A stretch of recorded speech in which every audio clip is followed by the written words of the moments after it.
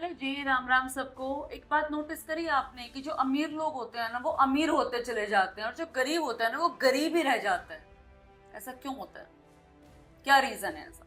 एक सिंपल सा सवाल है मेरा, मैं आपसे सवाल कर रही हूँ। अगर इकोनॉमी स्लो है, जॉब्स कम हो रही हैं, मिडिल क्लास स्ट्रगल कर रहा है, तो फिर भी ये बिलियनियर हर साल और ज्यादा रिच कैसे बन जाते हैं? करोड़ों का टर्नओवर कैसे कर लेते हैं? क्या उनके पास कोई सीक्रेट फॉर्मूला है, या कुछ ऐसा वो लोग जानते हैं जो हम आम लोग नहीं जान पाते? क्या रीजन है ऐसा कि अमीर और ज्यादा अमीर बनता जा रहा है? आज की वीडियो में हम समझेंगे। इवन एक राइटर हैं बहुत बड़े जिन्होंने बुक्स भी लिखी है कि why rich is getting richer, Robert Kiyosaki उनका नाम है। उनके हिसाब से रिच लोग और ज्यादा रिच कैसे हो जाते हैं, कैसे एक ऑर्डिनरी रिच अल्ट्रा रिच बन जाता है। देखो, रिच लोग जो होते हैं ना, आपको ये समझना पड़ेगा, जो इवन जो ये जिन्होंने बुक्स लिखी है रॉबर्ट कियोस्की, उनकी सबसे बड़ी फेमस लाइन है एक, the rich don't work for money, money works for them. इस बात को आप समझना ध्यान से। पैसा अमीरों के लिए काम करता है, अमीर पैसे के लिए काम नहीं करते हैं। एक एम्प्लॉय है, मान लो एक नौकरी करने वाला आदमी है, वो सैलरी के लिए काम करता है। एक बिजनेस मैन जो होता है बिजनेस चलाता है। लेकिन अल्ट्रा रिच, उनके लिए एसेट्स काम कैसे करते हैं? उनके लिए क्या करते हैं? उनके लिए उन्होंने अपने नीचे ना एसेट्स बना लिए होते हैं, उन्होंने अपनी वेल्थ ऑलरेडी क्रिएट कर ली होती है। अब आप बोलोगे कि नहीं नहीं उनके पास तो पहले से पैसा होता, नहीं होता। अंबानी जो होते हैं, ठीक है, उस वक्त जो धीरू भाई अंबानी थे उन्होंने भी तो मेहनत ही करी थी ना। आज जैसे जो उनके बेटे और पोते जो है ऐश ले रहे हैं, उनकी पूरी जनरेशंस को पैसा कमाने की जरूरत नहीं है। एक आम आदमी, I am so sorry for my word, एक आम आदमी घिस जाता है, घिस करते करते करते करते गरीबी में मर ही जाएगा, लेकिन वो अमीर नहीं बन पाता। क्यों? क्योंकि जो एक जिसका माइंडसेट क्लियर है ना कि मुझे कुछ करना है, वो कहीं ना कहीं से कोई तिकड़म लगा लगू के अमीर बन ही जाएगा। ऊपर से ये रिच लोग क्या करते हैं पता है आपको? रेंटल इनकम जनरेट कर लेते हैं, स्टॉक्स में पैसा लगा लेते हैं, बिजनेस क्रिएट कर लेते हैं। अब पैसा कमा लिया तो जो है रियल एस्टेट में पैसा डाल देते हैं, रॉयल्टीज खरीद लेते हैं। ये सब उनके लिए 24 घंटे इनकम जनरेट करते रहते हैं। इसलिए वो सब क्या करते हैं, वो आराम से सो रहे हैं, खा पी के आराम से, और हम कितने सारे आम लोग उनके लिए नौकरी करके अपनी वेल्थ क्रिएट कर रहे हैं। पैसा उनके अकाउंट में आता रहता है, फ्लो, मनी फ्लो है, क्योंकि उन्होंने एक बार स्टार्टिंग में अपना जो है एसेट्स बिल्ड कर लिए हैं, अपनी जनरेशंस अपनी वेल्थ बना ली। अब इसमें एक और भी चीज होती है कि assets versus liabilities. Robert Kiyosaki जो ये राइटर हैं, उन्होंने बोला है कि रिच जो लोग हैं ना वो एसेट्स बाय करते हैं, और पुअर क्या करता है? लायबिलिटीज बाय कर लेता है। समझ गए? इस बात का बहुत ही गहरा मतलब है। हम भी अपने आसपास में कितने लोग होते हैं, मान लो अगर जैसे मान लो कोई प्रॉपर्टी लेनी है, तो हम लोग कई बार कैसे, मैं जैसे हमेशा मैं रियल एस्टेट से बिलोंग करती हूँ, मैं कितनी बार ऐसी चीजें बोलती हूँ कि भाई जो एक आम आदमी होता है ना, वो इसी बोझ के नीचे रहता है कि आज उसने प्रॉपर्टी ले ली, फिर उसने ईएमआई ले ली, और यूं सोच लो कि कितनी सारी ऐसी चीजें हैं, मतलब वो घिरा ही रहता है पूरा जीवन भर। लेकिन अमीर क्या करता है पता है आपको? वो अपना सर्कल चलाता है एक तरीके से, उसने पहले से अपना सिस्टम सेट कर लिया है। आपको पता है कितने सारे लोग ऐसे प्रॉपर्टी में फंस जाते हैं, लेकिन रिच बंदा क्या करेगा? वो अपना स्टॉप लॉस लगा के इंस्टेंट निकल जाता है।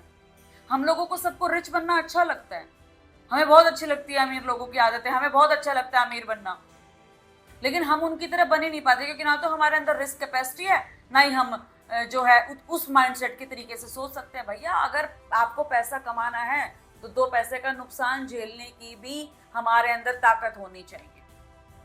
आम आदमी क्या होता है? आम आदमी डर जाता है।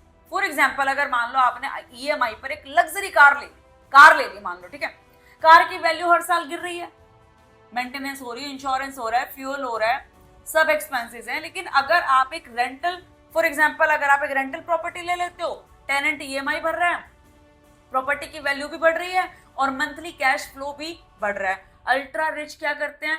हर डिसीजन से पहले एक सवाल पूछते हैं, ये मुझे पैसा देगा या मेरा पैसा खाएगा? समझ गए? This is the difference. और जिस दिन हम इस डिफरेंस को क्रॉस करके आगे बढ़ जाएंगे ना, ट्रस्ट मी, हम लोग मिडिल क्लास लोग भी अनस्टॉपेबल हो जाएंगे, क्योंकि हमें उस लेवल तक ही सोचना पड़ेगा। आप ट्रस्ट में, आप मेरी बात को एक बार मैनिफेस्ट करके देखना, जितने भी लोग ये मेरी बात को सुन रहे हैं, एक बार अपने आप को अमीर आदमी की तरह से ट्रीट कर कर देखो। Don't think that you are a middle class person.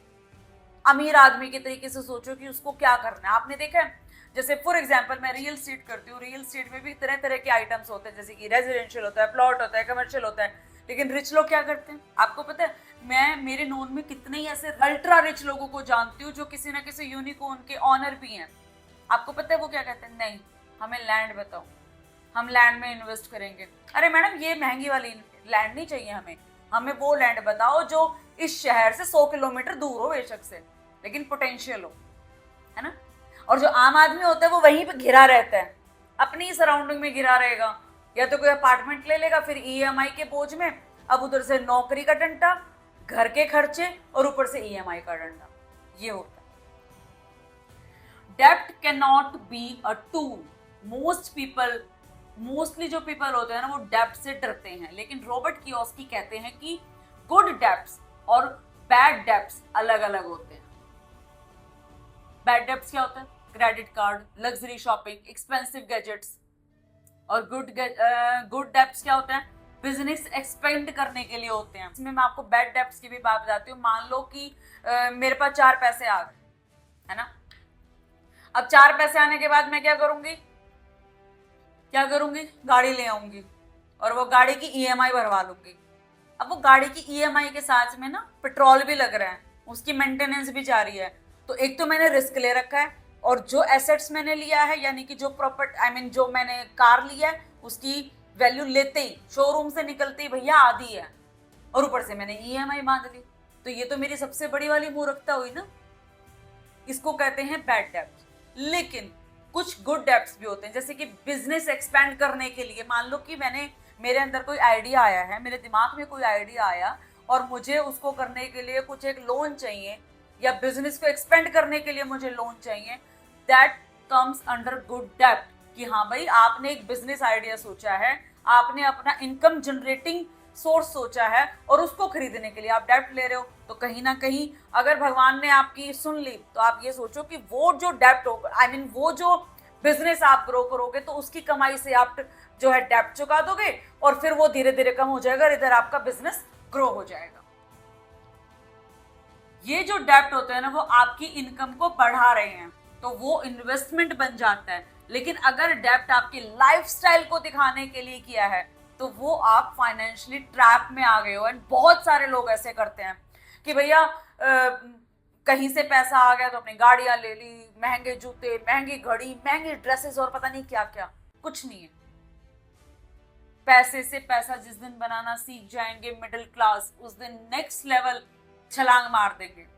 अब सोच के देखो, स्कूल्स में क्या होता है? मैथ्स सिखाते हैं, जैसे कि साइंस सिखाते हैं, हिस्ट्री सिखाते हैं स्कूल में, लेकिन मनी कैसे बनाना है, पैसा कैसे बनाना है, टैक्स कैसे बचता है, इन्वेस्टमेंट कैसे होती है, ये बहुत ही कम लोगों को सिखाया जाता है स्कूलों में। आपने देखा है, मतलब ट्रस्ट में, ऐसे बोलना नहीं चाहिए मुझे, बट स्टिल हमारा जो एजुकेशनल सिस्टम है ना, वो कहीं ना कहीं पुरानी ऐसी चीजों में ही धसा हुआ है कि हमारे बच्चों को वो स्किल्स नहीं सिखाता है।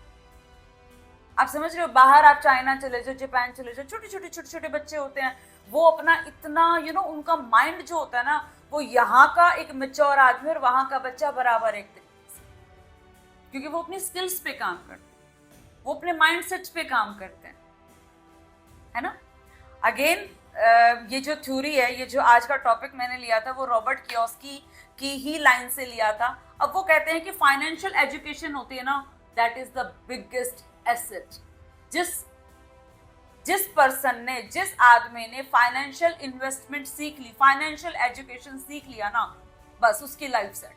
अब रिच लोग क्या करते हैं? अब जैसे हमने देखा होगा कि बहुत सारे रिच लोग होते हैं, बुक्स पढ़ते हैं, बुक्स का शौक होता है उन्हें, और हम कहते रहे पता नहीं क्या टाइम वेस्ट कर रहा है, हमारा तो मन ही नहीं लगता है बुक्स में। आपको पता है वो बुक्स किस लिए पढ़ते हैं?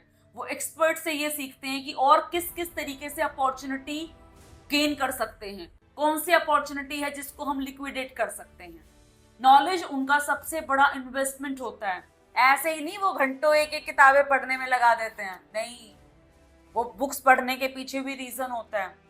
पता नहीं कौन सी थ्योरी से ऐसे कुछ क्लिक हो जाए और उनकी लाइफ बदल जाती है। आप किसी बड़े, कितने भी बड़े जो सेलिब्रिटी होते हैं, मिलियनेयर होते हैं, एक बार जब उनकी आप बात सुनोगे ना, वो हमेशा किसी ना किसी बुक का एग्जाम्पल देते हैं कि भाई मैंने वो बुक पढ़ी थी और उससे मुझे बहुत सारी इंस्पिरेशन मिली है ना। अब देखो, एक और सबसे बड़ी बात मैं आपको बता देती हूँ कि क्यों अमीर लोग अमीर होते जाते हैं, कैसे।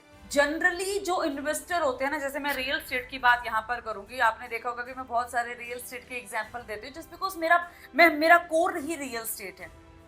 मेरा सराउंडिंग में जो है रहते ही रियल एस्टेट वाले लोग, कोई इन्वेस्ट करता है तो कोई कराता है। तो एक बात मैं आपको बता दूं, जब बाजार गिरता है, जब हर तरफ तबाही तबाही तबाही आ गई, मार्केट गिर गई, ऐसे ऐसे न्यूज आती है ना, मोस्टली लोग पैनिक कर जाते हैं और वो सेल कर देते हैं। लेकिन अल्ट्रा रिच लोग, जो ऊपर वाले लोग होते हैं ना, वो अपॉर्चुनिटी ढूंढ रहे होते हैं। एंड हमेशा आप देख लीजिएगा, चाहे वो रियल एस्टेट हो, चाहे स्टॉक मार्केट हो, चाहे म्यूचुअल फंड हो, चाहे कोई भी ऐसी चीज हो जो लिक्विडेट हो सकती है, वो ऐसे ऐसे ऐसे जाती है हमेशा। जितना नीचे जाएगी उतना ही कई बार बाउंस मार देती है। आपने देखा होगा कई बार कि अरे यार ये स्टॉक इतना था, अरे यार मैंने तो इसको इतने पे बेच दिया। तो जो नीचे जब आप सेलिंग करते हो ना, तो वहां पर वो लोग बाइंग करते हैं, उसको कहते हैं मौके का फायदा उठाना। The best opportunity often appear when other are afraid. Trust me, मैं पिछले अब तो मेरे को 7 साल होने वाले हैं रियल एस्टेट में अप्रोक्स, मैंने देख लिया भाई, जब भी मंदी आती है ना, आपको पता है, एंड खास करके आएंगे जो बहुत ही पैसे वाले लोग होते हैं, वो कहते हैं कि मैडम अब बाजार में कुछ ऐसा निकालो जो डेस्परेट हो, कोई ऐसी चीज निकाल के दो हमें, या फिर कोई लैंड के रेट हो, कोई ऐसी चीज हो जो बहुत ही लुक्रेटिव हो, वो आप हमें निकाल के दो। And people are buying, people buys. लेकिन इसका मतलब ये भी नहीं है कि बिना रिसर्च के इन्वेस्टमेंट कर दिया जाए, है ना। ये जो अमीर लोग होते हैं ना भाई, वो यहाँ से बहुत स्ट्रॉन्ग होते हैं।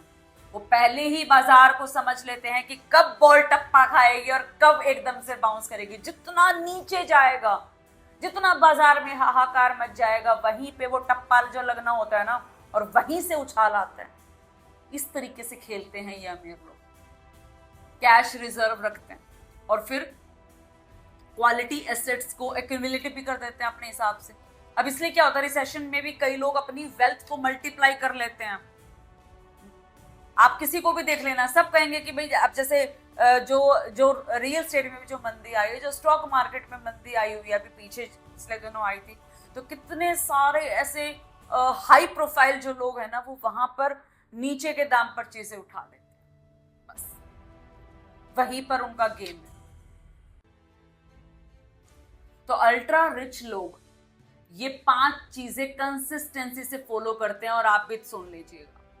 एक तो पैसे के लिए नहीं, एसेट्स के लिए काम करो, लायबिलिटीज के लिए नहीं, इनकम जनरेटिंग एसेट्स के लिए काम करो, वो खरीदो। फाइनेंशियली एजुकेशन में इन्वेस्ट करना, ये बहुत बड़ी बात है। अगर आपको एजुकेशन लेने, हम लोग ध्यान ही नहीं देते हैं यार, 12th तक के बच्चे अपना हिस्ट्री, पॉलिटिक्स और साइंस में घुसे रहते हैं, उनको फाइनेंशियल का कुछ नहीं पता होता। और जो हमने पीछे बात करी थी डेब्ट्स की, गुड डेब्ट्स को वाइसली यूज करो। और हाँ, एक वही बात आ जाती है कि जो डर का माहौल होता है, वहां पर अपॉर्चुनिटी जिस दिन आप देखना और समझना सीख लेंगे ना, आप भी अल्ट्रा रिच बनने की सीढ़ी पर चढ़ जाओगे। ये देख लीजिएगा, हर इन्वेस्टमेंट एक रिस्क होता है, हर इन्वेस्टमेंट रिस्क होता है। द ओनली थिंग इज कि आपकी परख क्या है। और अभी ये जो रॉबर्ट कियोसाकी की जो आइडियाज है ना, सब लोगों के लिए इक्वली सुटेबल नहीं होते हैं। इसलिए कभी भी इन्वेस्टमेंट से पहले अपनी फाइनेंशियल सिचुएशन, गोल और आपके जो प्रोफेशनल एडवाइजर हैं, उनको भी आपको जरूर कंसीडर करना है।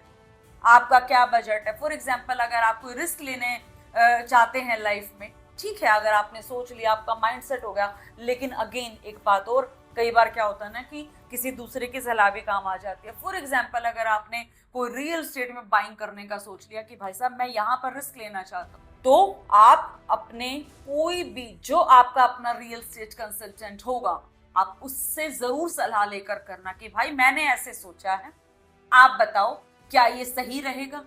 एक बंदे से कंफर्म करो, दूसरे बंदे से, और कम से कम 3-4 लोगों से कंसल्ट करो।